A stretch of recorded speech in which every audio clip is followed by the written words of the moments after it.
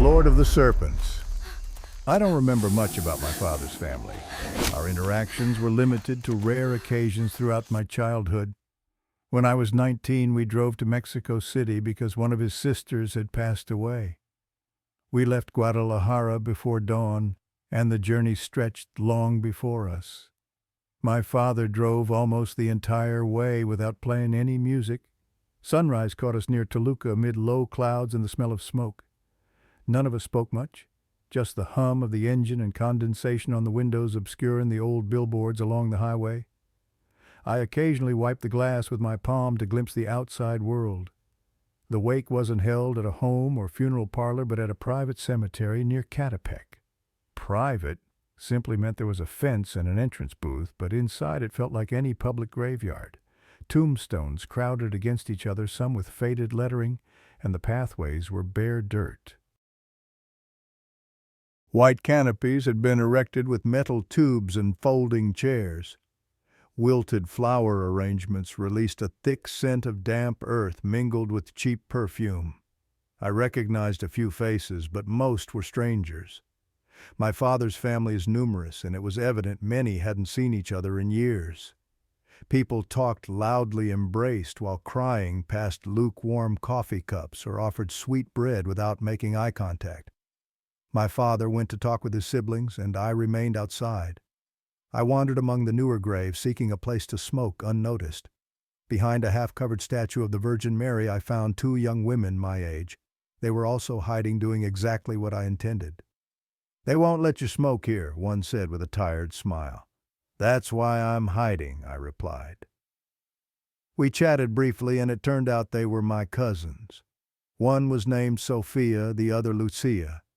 I had never met them before. They told me they were daughters of another of my father's sisters, one who lived in Querétaro.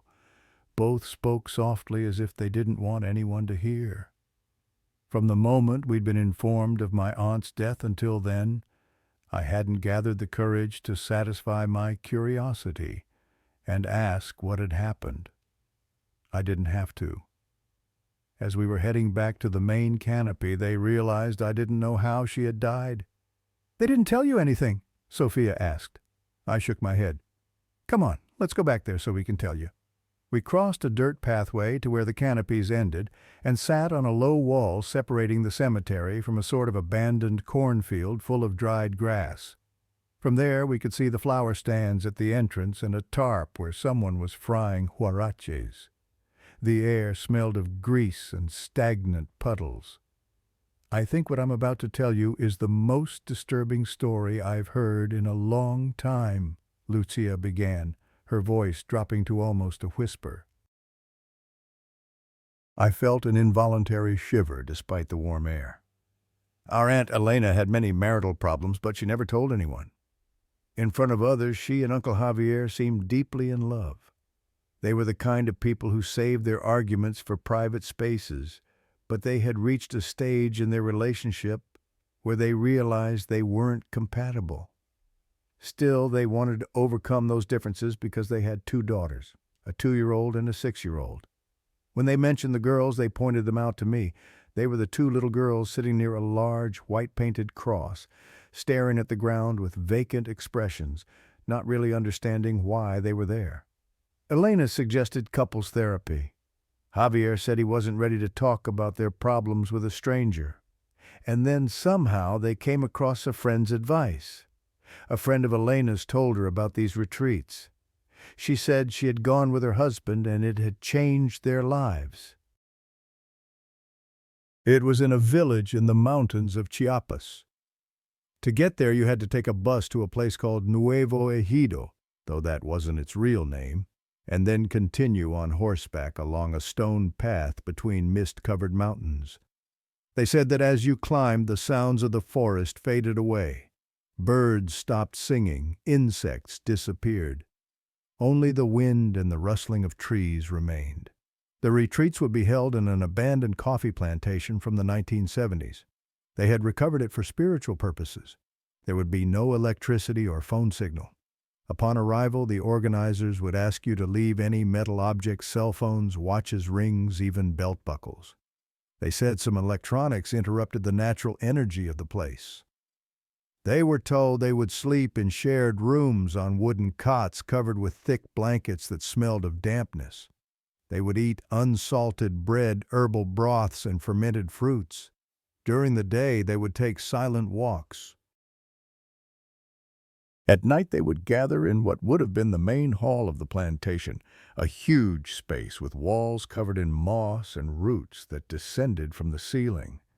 In the center, they would place a candle inside a clay bowl, and around it figures carved in wood. They weren't saints, although they looked like it. They had no faces. They said they represented the ancient mother, the one who was before man, before the church, before the name of God. That's how it would have been if they had reached the retreat, but they never did. Aunt Elena and her husband got lost halfway there. Sophia paused, pulling out another cigarette and glancing around to make sure no one was paying attention to us. I felt goosebumps rising on my arms despite the warmth. They had hired a man from the nearest village to guide them. He promised the journey would be worth it, that they would see landscapes that seemed painted, that up there the air was so clean that even voices echoed differently. And at first it was. They climbed paths between humid coffee plantations with ravines covered in ferns and enormous trunks crossing the path like natural bridges. But after a while the landscape became repetitive. Everything was the same. Tall trees, dark trunks, the same murmur of water running between stones, and a mist that didn't allow you to see beyond a few meters. It would have been around 11 in the morning, but it seemed much earlier or much later because the sun was hidden behind hundreds of layers of clouds, mist, and drizzle. The air was cold and saturated with humidity. Every time the wind blew, the branches shook and let dewdrops fall on them. The guide went ahead with a machete in hand, clearing the way. He had warned them before setting out that they should be careful with the snakes, that they frightened the horses, but that they shouldn't harm them because that was forbidden up there. He also said there were ravines and they shouldn't stray from the path. They didn't know at what moment they lost sight of the guide. First, they thought he had gone too far ahead, then that he had left the path to check something. The fact was that when they realized it, he was no longer there. They called out to him several times, but he didn't respond. They continued on a stretch, believing they would catch up to him until the path simply ended. The trail dissolved among roots as if it had never existed. They tried to retrace their steps to follow the guide's horse tracks, but they couldn't. The horses began to tire, or perhaps they were hungry. They didn't know. They only noticed that they no longer wanted to advance. They snorted, moved their legs without conviction, stopped suddenly. The air had become thicker, and the forest more closed. They were already scared. When they decided to dismount to get their bearings, they saw a clearing between the trees. From the top of the hill they could make out some houses, barely gray stains among the fog. There were no lights, but the shapes were there still real. They didn't know how far away they were, but it was all they had. So to avoid spending the night in the open, they at least knew which way they needed to go. Luckily, one of the horses had a machete tied to the saddle. Javier took it and began using it to make his way through the branches, cutting ferns and thin trunks, because there was no path to the village. Lucia continued the story, her tone growing darker, as if she wanted to ensure no one else could hear. It took them about 40 minutes to reach the village. It wasn't that far, but the horses were already exhausted. They advanced slowly, stumbling on the stones of the path as if their legs doubled with each step. The air felt increasingly colder, and at that hour there were no longer birds or insects to be heard, only the rustling of leaves and the thudding of the machete against branches as they descended. When they finally arrived, they saw it wasn't a tourist spot, much less so. There were no hostels, no food stalls, no markets. The houses were scattered, some with lights, others completely dark. Still, it didn't seem like an abandoned village. There were stray dogs sleeping on the tall grass, curled in on themselves. From time to time you could hear a distant bark or the sound of a door closing. They walked along the main street not knowing where to go. The facades were old with moldy paint-wooden doors and sheet metal roofs secured with stones. They sensed the gazes from the cracks from barely open windows. It wasn't friendly curiosity, but that kind of quiet, tense observation that seems to measure every movement. "Have they never seen anyone on horseback?" Javier said, trying to break the silence. They continued to the plaza. The ground was irregular stone, and in the center there was a metal kiosk painted green, rusted at the bases. They dismounted with legs aching from so much riding. The air smelled of cold earth and wet firewood. They didn't think it necessary to tie up the horses. The animals barely moved. But as soon as they sat down on the steps of the kiosk, the horses became restless and in a matter of seconds ran off in opposite directions, disappearing down narrow, poorly lit streets. Knowing our Aunt Elena, Sophia said, the first thing she probably thought was, "Just our luck, they'll want us to pay for the horses." They tried to call the guide, but there was no way. They took out their phones and confirmed there was no signal there either. The last bit of battery was spent trying to make calls without success. They looked at each other without saying anything, their bodies trembling, not knowing if it was from the cold or from fear. They fell asleep right there, leaning on each other, shivering with empty stomachs and numb legs. The plaza fell silent, and throughout the night no one approached them. Elena woke up the next day with a horrible sensation in her stomach, as if an acid bubble had formed and burst inside her from so much hunger. She opened her eyes and saw people watching them. "Where are you from? What are you doing here?" a woman asked. "Did they ask permission from the Lord of the Serpents to stay and sleep?" That was the first time they heard mention of the Lord of the Serpents, and one of many before they understood what people were talking about, or what they meant when they said that. The truth was, that place was full of snakes. They had seen them all along the way, coiled on stones crossing the paths, and even more in that valley where the village was. Javier began to tell what had happened to them, how they had gotten lost, how the guide disappeared, how the horses got scared and ran off. Elena interrupted him at times, adding drama to the details. People listened in silence. Then a woman, the oldest in the group, told them they couldn't stay, that there was neither anyone to receive them nor anyone to feed them. When the horses ran off, they also took some of their belongings with them. Javier had all the money, and it had gone with the saddlebags. He was left only with the machete in his hand. Elena, fortunately, had her wallet with her. She had some cash in it. Showing a 500 peso bill to a woman passing by with a grocery bag, she asked if she couldn't make them something to eat. The woman stopped, looked them up and down, and said yes, but that first she had to stop by the temple. She led them through narrow streets covered in mist. At that hour the sun was barely a white stain behind the clouds. The air smelled of burning wood. The walls of most houses were covered with moss, with doors closed tight. Out of every 10 houses, 7 seemed empty. There were no radios, no voices, no roosters, just the dull sound of their steps on the wet earth, and the tinkling of the machete hanging from the belt. The temple was at the bottom of the village, inserted into a low hill. It was an elaborate construction, much more sophisticated than the village houses, and strangely without bells.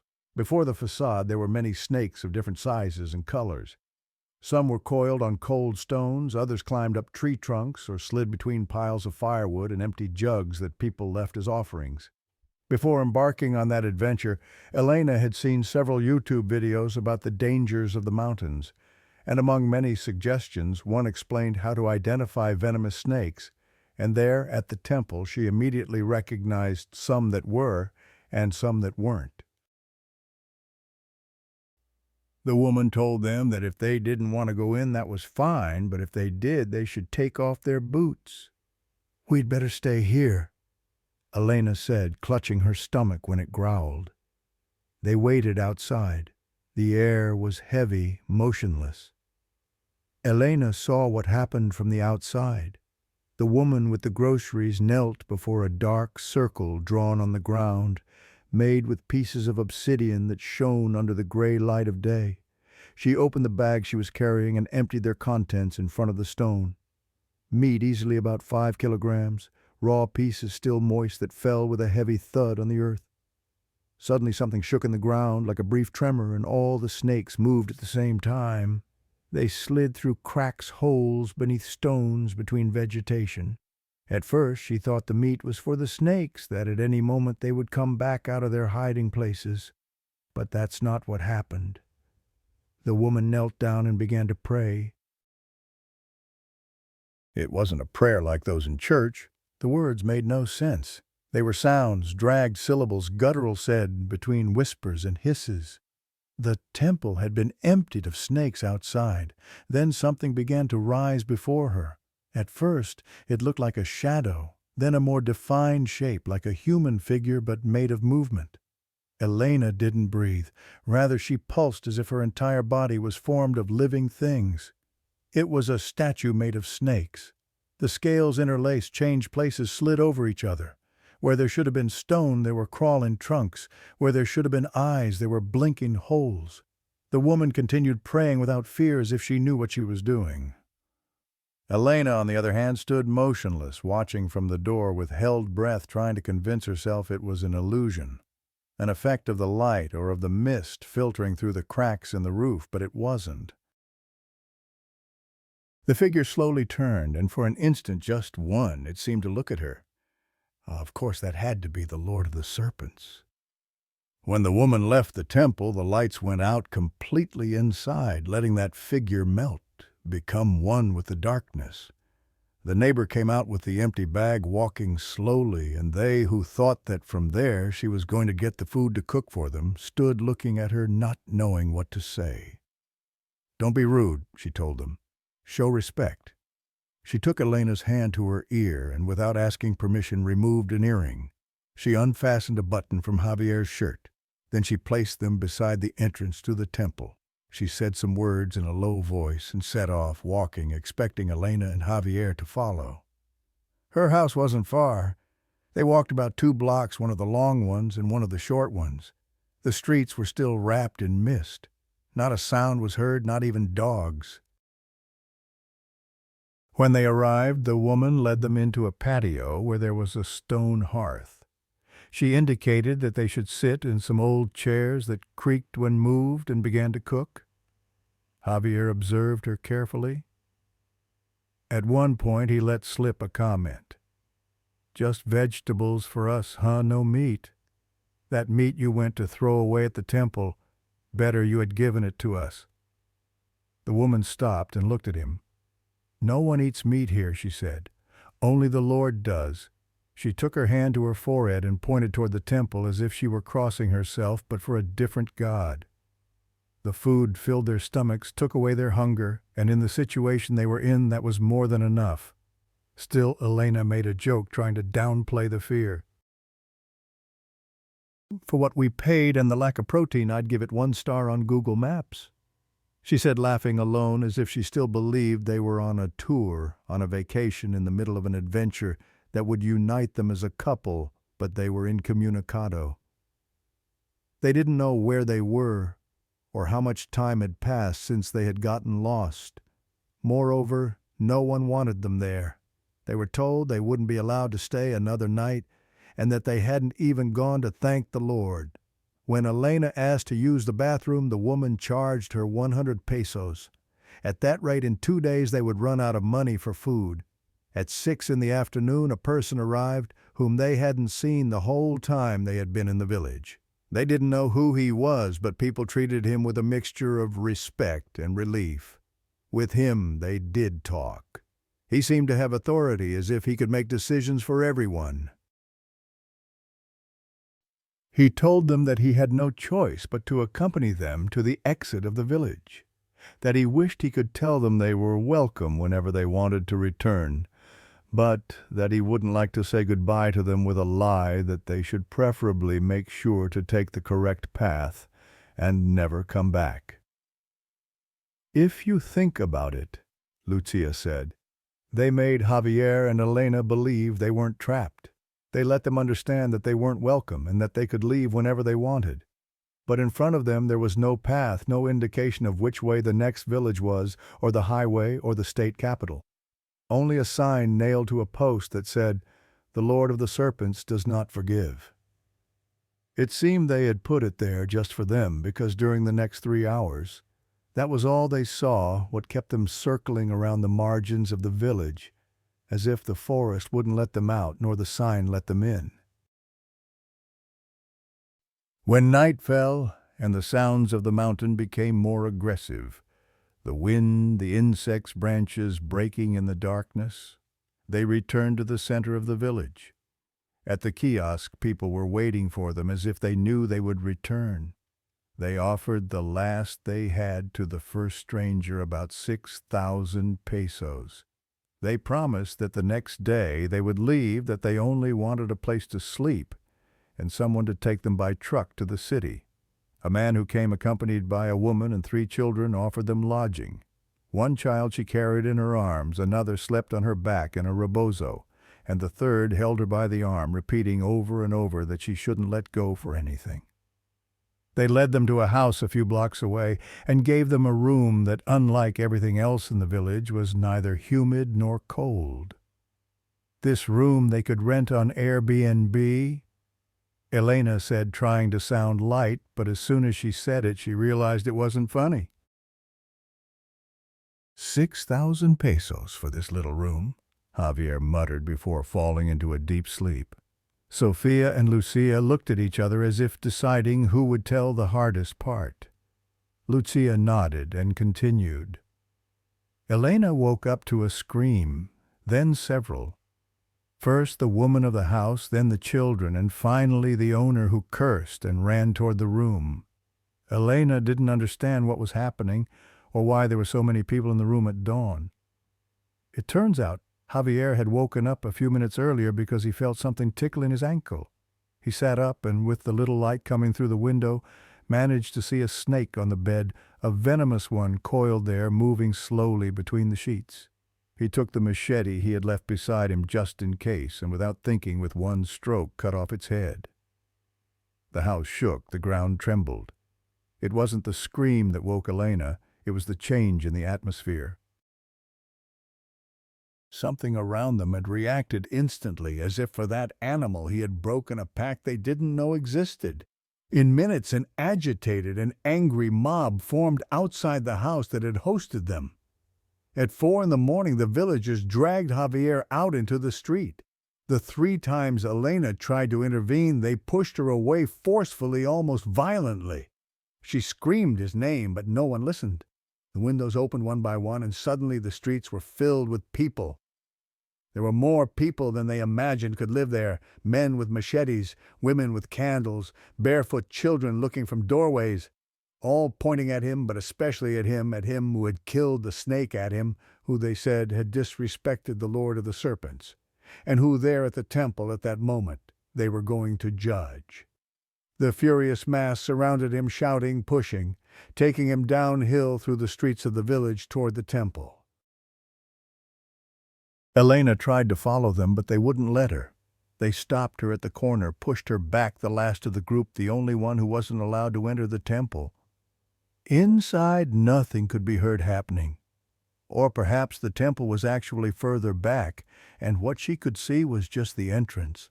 Perhaps behind, deep within the mountain, were the great altar, the retablos, and who knows, the chambers of the Lord of the Serpents. The truth is, she never saw a single snake again, neither in the temple where she had once seen them gathered, nor in the streets, nor between the trees, nor in the tall grasses. The village was still and above all silent. That day Elena didn't have breakfast.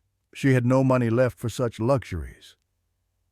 Around 3 p.m, she finally saw someone come out of the enclosure. A single person among the more than 100 who had entered the temple, as if they had nothing more important to do in their homes. That person approached her and offered her something to eat. She said that while they gave a verdict for her husband, she could stay there on a bench beside the entrance to the temple. The bench was like a bus stop. It had a sheet metal roof and some rusted route signs.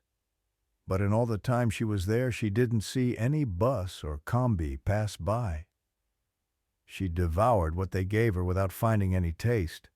At that point, anything was enough to calm the hunger that was preventing her from thinking about how to get out of that situation.